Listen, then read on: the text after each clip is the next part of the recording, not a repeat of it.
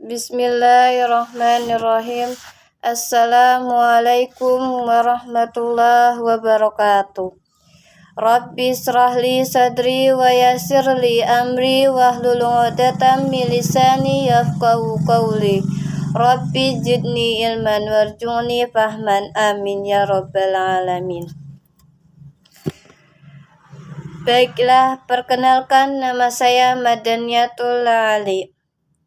Saya akan mempresentasikan tentang pengertian, fungsi, dan jenis lingkungan pendidikan. Yang terhormat dosen pengampu yakni Bapak Fadli Dilkiram MPD. Pengertian dan fungsi lingkungan pendidikan. Manusia memiliki sejumlah kemampuan yang dapat ditimbangkan melalui pengalaman. Pengalaman itu terjadi karena interaksi manusia dengan lingkungannya, baik di lingkungan fisik maupun lingkungan sosial. Manusia secara efisien dan efektif itulah yang disebut dengan pendidikan. Dan latar tempat berlangsungnya pendidikan itu disebut lingkungan pendidikan, khususnya pada 3 lingkungan utama yakni keluarga, sekolah, dan masyarakat menurut Umar Tirta Raharja tahun 1990 nomor 39-40. Lingkungan pendidikan pertama dan yang paling utama yang sangat berperan sangat penting yaitu keluarga. Semakin bertambah usia seseorang, peranan lingkungan pendidikan dan lainnya yakni sekolah dan masyarakat semakin penting meskipun pengaruh lingkungannya keluarga masih tetap berlanjut.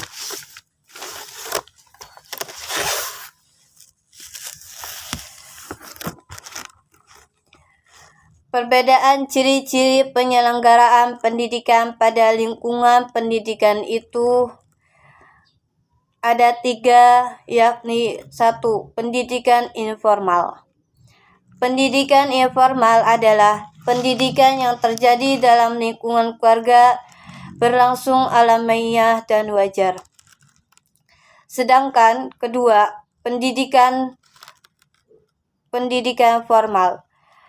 Pendidikan formal yaitu pendidikan di sekolah adalah pendidikan yang secara sengaja dirancang dan dilaksanakan dengan aturan-aturan yang ketat, seperti harus berjenjang dan berkesinambungan.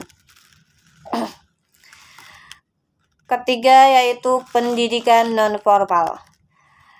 Sedangkan pendidikan non-formal yaitu pendidikan di lingkungan masyarakat, umpamanya kursus dan kelompok belajar. Tidak dipersyaratkan berjenjang dan berkesinambungan serta dengan aturan-aturan yang lebih longgar.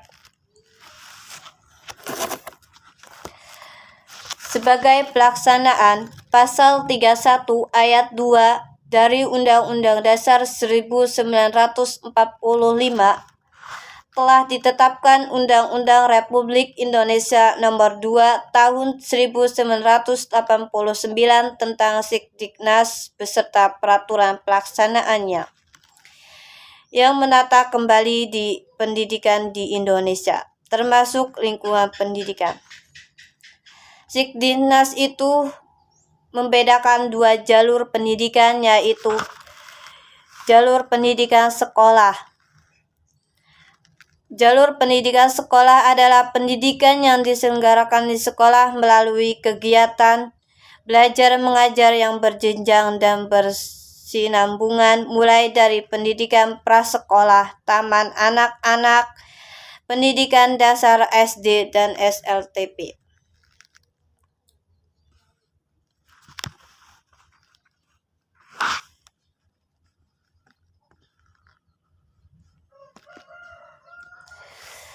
Sedangkan jalur pendidikan luar sekolah.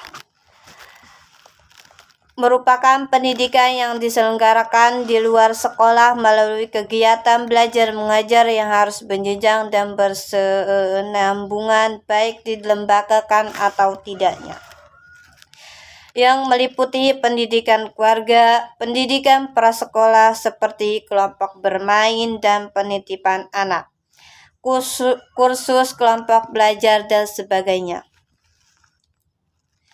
Secara umum, fungsi lingkungan pendidikan adalah membantu peserta didik dalam berinteraksi dengan berbagai lingkungan sekitarnya. Contohnya fisik, sosial, dan budaya, utamanya berbagai sumber daya pendidikan yang tersedia, agar dapat dibaca tujuan pendidikan yang optimal.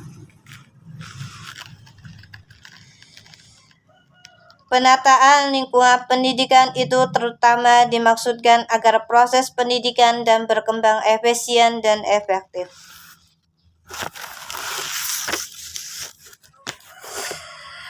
Pelaksanaan pendidikan dilakukan melalui 3 kegiatan, yakni membimbing, mengajar, dan atau melatih. Berdasarkan ayat 1 pasal 1 dari Undang-Undang Dasar Republik Indonesia Nomor 2/1989. Ketiga kegiatan itu pada hakikatnya disebut dengan Tritunggal.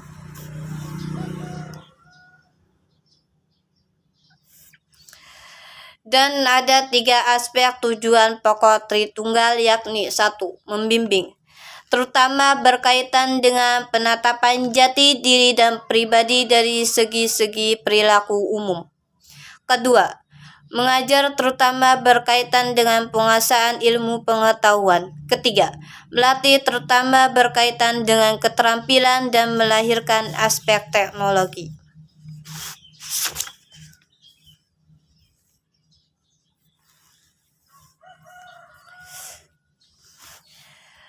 Kedua yaitu pusat pendidikan. Manusia sepanjang hidupnya selalu akan menerima pengaruh dari 3 lingkungan pendidikan yang utama, yakni keluarga, sekolah, dan masyarakat. Dan ketiganya disebut dengan pusat pendidikan.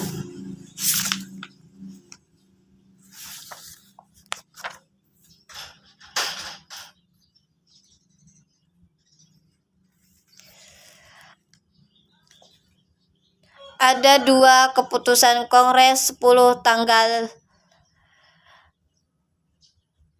5-10 Desember 1996 pasal 15 ditetapkan bahwa 1. Untuk mencapai tujuan pendidikannya, taman siswa melaksanakan kerja sama yang harmoni antara ketiga pusat pendidikan, yakni lingkungan keluarga, lingkungan perguruan atau sekolah, lingkungan masyarakat atau pemuda. Kedua, sistem pendidikan tersebut dinamakan sistem tripusat.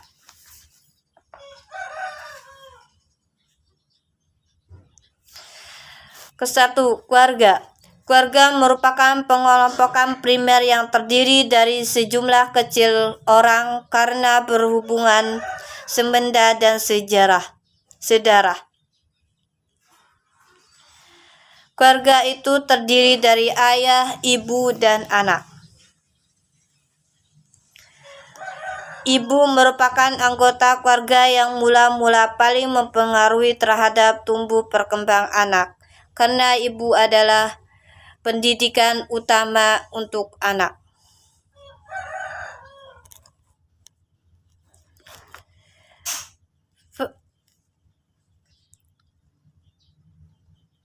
Perkembangan kebutuhan dan aspirasi individu maupun masyarakat menyebabkan peran keluarga terhadap pendidikan anak-anaknya juga mengalami perubahan.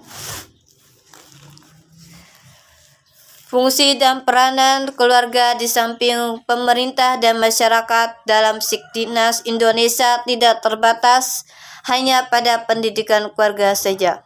Akan tetapi, keluarga ikut serta bertanggung jawab terhadap pendidikan lainnya. Khususnya untuk pendidikan keluarga, terdapat beberapa ketentuan dalam Undang-Undang Republik Indonesia Nomor 2 Tahun 1989 tentang Sidiknas yang menegaskan fungsi dan peranan keluarga dalam pencapaian tujuan pendidikan, yakni membangun manusia Indonesia seutuhnya. Pendidikan keluarga merupakan bagian dari jalur pendidikan luar sekolah yang diselenggarakan dalam keluarga dan yang memberikan keyakinan keagamaan, nilai budaya, nilai norm, moral, dan keterampilan dan sebagainya, sesuai dengan pasal 10 ayat 4. Menurut penjelasan undang-undang tersebut bahwa ditegaskan pendidikan keluarga itu merupakan salah satu upaya mencerdaskan kehidupan bangsa melalui pengalaman seumur hidup. Menurut Ki Hajar Dewantoro, suasana kehidupan keluarga merupakan tempat yang sebaik-baiknya untuk melakukan pendidikan orang seorang atau pendidikan individual maupun pendidikan sosial.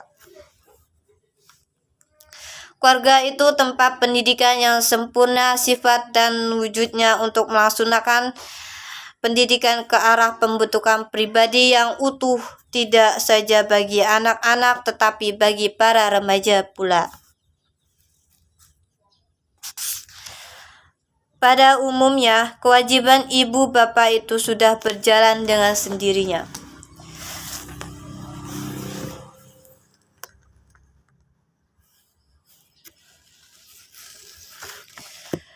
Lingkungan keluarga sungguh-sungguh merupakan pusat pendidikan yang paling dan menentukan, karena tugas itu pendidikan adalah mencari cara membantu para ibu dalam tiap keluarga agar dapat mendidik anak-anaknya dengan optimal. Pada umumnya, ibu bertanggung jawab untuk mengasuh anak, oleh karena itu pengaruh hubungan antara ibu dan anak perlu mendapat perhatian, utamanya pengaruh pengawasan berlebihan terhadap perkembangan anak.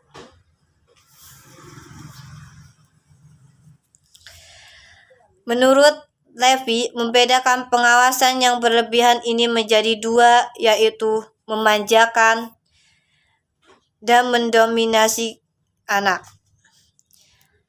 Anak yang jika dimanjakan akan lebih bersifat tidak menurut, agresif, dan suka menentang pada orang tua maupun orang lain.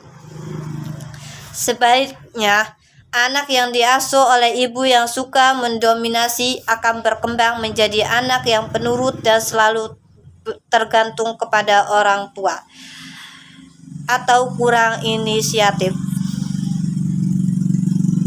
Akan tetapi di sekolah, baik anak yang dimanjakan maupun anak yang selalu didominasi pada umumnya tidak mengalami kesulitan dalam belajar.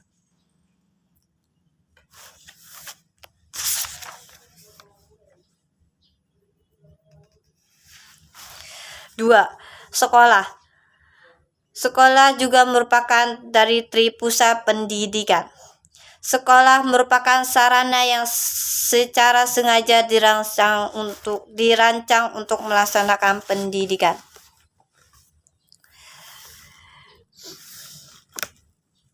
Tidak hanya keluarga, tetapi sekolah juga mempengaruhi anak. Semakin maju suatu masyarakat, semakin penting peranan sekolah dalam mempersiapkan generasi muda sebelum masuk dalam proses pembangunan masyarakat itu tersebut.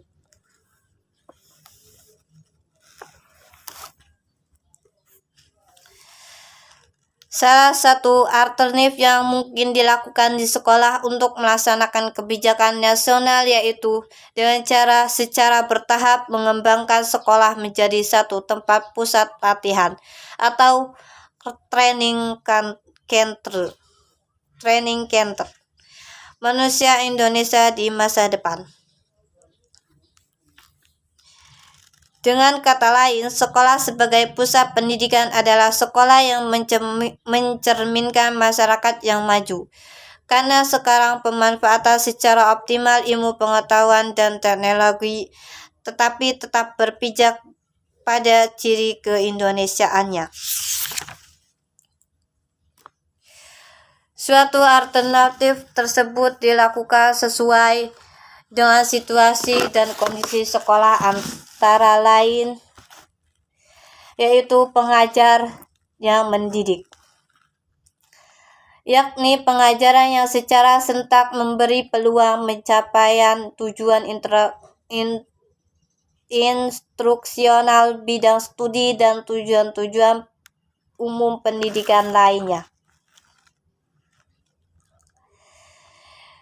Yang artinya setiap guru pendidik dapat mengajukan pertanyaan melalui dengan kegiatan belajar mengajar yang saya kelola.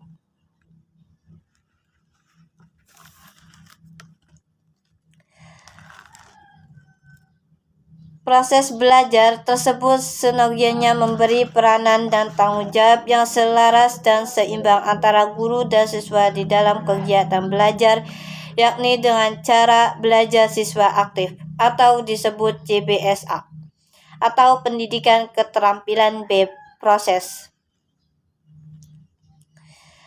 Hal itu akan terlaksanakan dengan efisien dan efektif apabila guru mempunyai wawasan pendidikan yang mantap serta menguasai berbagai strategi belajar mengajar yang baik. Penguasaan berbagai strategi belajar mengajar akan memberi peluang untuk memilih variasi kegiatan belajar mengajar yang bermakna. Sedangkan kemantapan wawasan kependidikan akan memberi landasan yang tepat dan kuat di dalam pemilihan tersebut.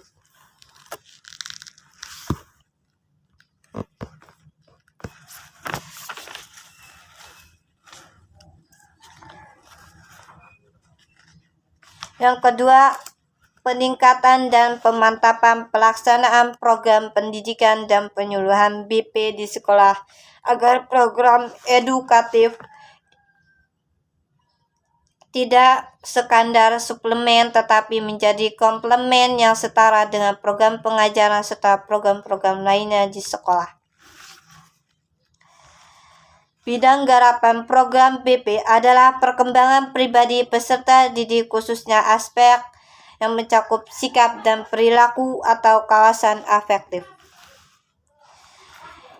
yang tercantum dalam pedoman kurikulum 1984, Depdikbud tahun 1984,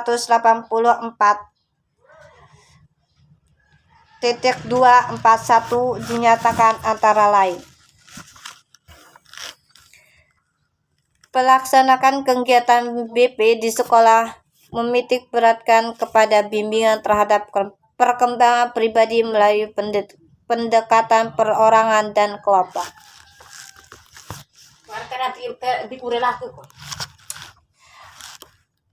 3. Pengembangan perpustakaan sekolah menjadi suatu pusat sumber belajar PSB yang mengolah bukan hanya bahan pustaka tetapi juga berbagai sumber belajar lainnya.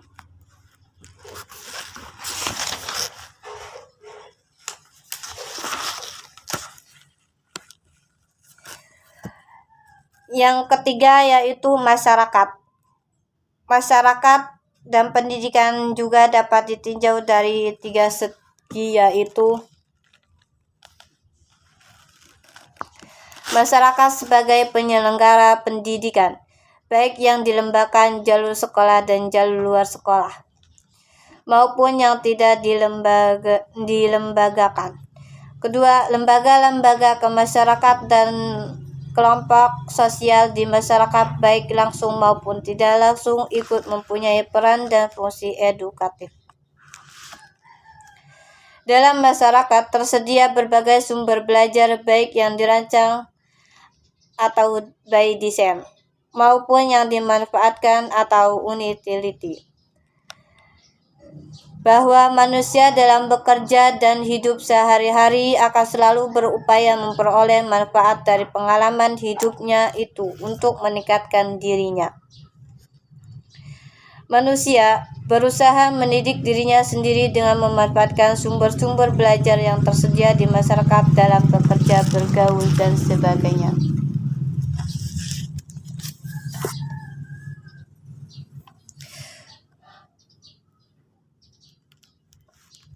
Fungsi masyarakat sebagai pusat pendidikan tergantung pada taraf perkembangan dari masyarakat itu beserta sumber-sumber belajar yang tersedia. Perkembangan masyarakat itu sangat bervariasi, sehingga wujud sosial kebudayaan dalam masyarakat Indonesia dewasa ini menurut keterjemahan dari Wayan Arhana.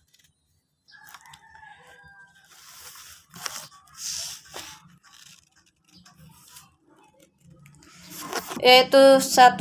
Tipe masyarakat berdasarkan sistem berkebun yang amat sederhana, hidup dengan berburu. 2. Tipe masyarakat pedesaan berdasarkan bercocok tanam di ladang atau sawah dengan tanaman pokok padi. 3. Tipe masyarakat pedesaan berdasarkan sistem bercocok tanam di ladang atau sawah dengan tanaman pokok padi. 4. Tipe masyarakat pedesaan berdasarkan sistem bercocok tanam di sawah dengan tanaman pokok padi. 4. Tipe masyarakat perkotaan yang mempunyai ciri-ciri pusat pemerintahan dengan sektor perdagangan dan industri yang lemah, sepertinya metropolitan.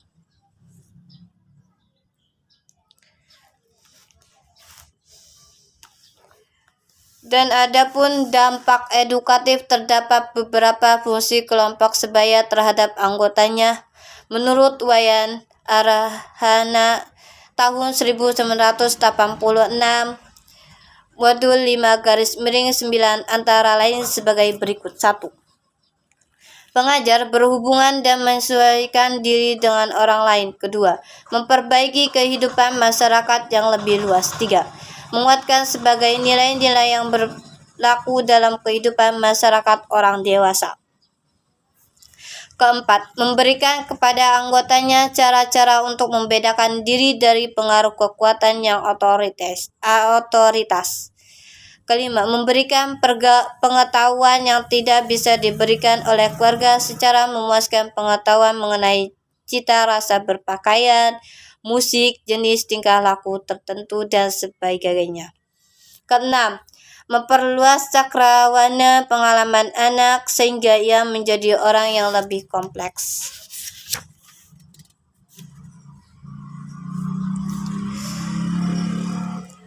Wayan Ardana 1986 modul 4-23 mengemukakan bahwa media massa memiliki 3 pengaruh, yaitu 1. Pengaruh sosialisasi dalam arti luas, artinya utamanya tentang sikap dan nilai-nilai dasar masyarakat serta model dan tingkah laku dalam berbagai bidang kehidupan. 2. Pengaruh khusus jangka pendek. Media massa juga mungkin menyebabkan orang membeli produk tertentu atau memberi suara atau pendapat dengan cara tertentu. 3. Media massa memberikan pendidikan dalam pengertian yang lebih terhormat, yaitu dalam memberikan informasi atau menyajikan pengajaran dalam suatu bidang tertentu.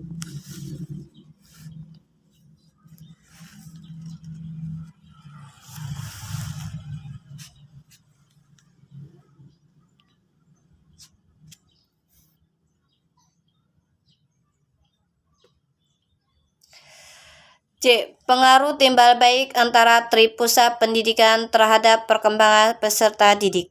Perkembangan peserta didik seperti tumbuh kembang anak pada umumnya dipengaruhi oleh berbagai faktor, yakni hereditaritas, lingkungan, proses perkembangan, dan anugerah khusus faktor lingkungan Peranan dari pusat pendidikan itulah yang paling menentukan baik secara sendiri maupun bersama-sama.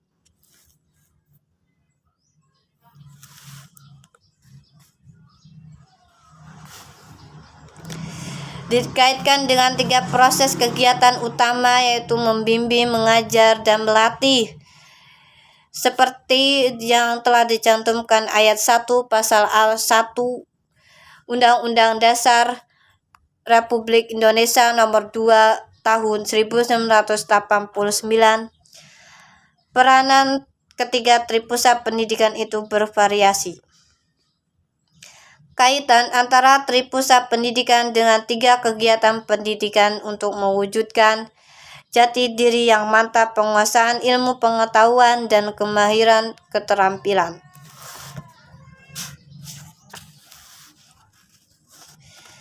Yaitu sebagai 1. Pembimbingan dalam upaya pemantapan pribadi yang berbudaya. 2. Pengajaran dalam upaya penguasaan pengetahuan. 3. Pelatihan dalam upaya pemahiran keterampilan.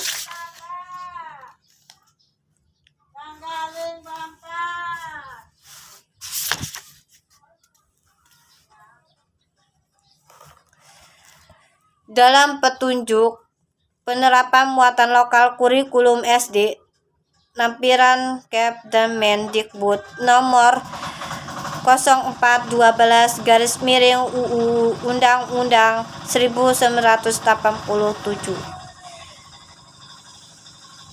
bahwa tujuannya yaitu dari muatan lokal tersebut dapat dikategorikan dalam 2 kelompok, yakni 1.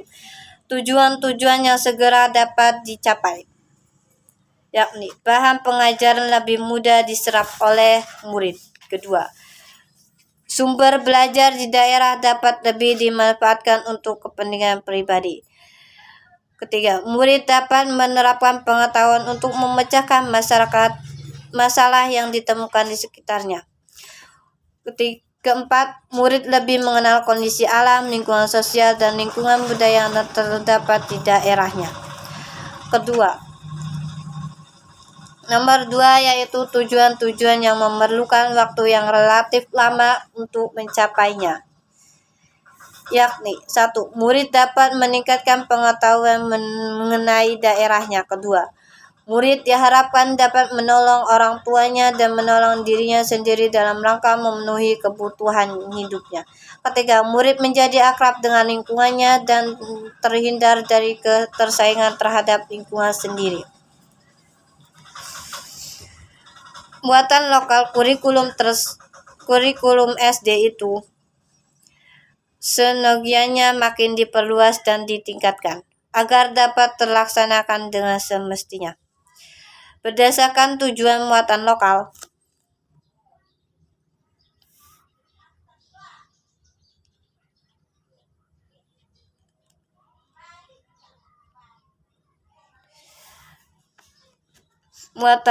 yaitu GBB yang berlaku, sumber daya yang tersedia, kekhasan lingkungan alam, sosial dan budaya, dan kebutuhan daerah, mobilitas murid, perkembangan dan kemampuan murid.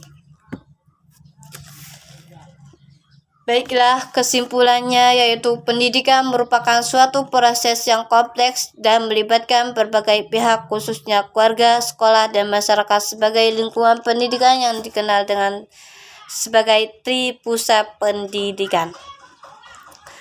Fungsi dan peranan tripusat pendidikan itu baik sendiri-sendiri maupun bersama merupakan faktor penting dalam mencapai tujuan pendidikan, yakni membangun manusia Indonesia seutuhnya serta menyiapkan sumber daya manusia pembangunan yang bermutu. Pemenuhan fungsi dan peranan itu secara optimal merupakan salah satu faktor keberhasilan pembangunan nasional. Sekian presentasi dari saya. Kurang dan lebihnya mohon maaf. Apabila ada kata-kata yang salah, mohon dimaafkan. Wassalamualaikum warahmatullahi wabarakatuh.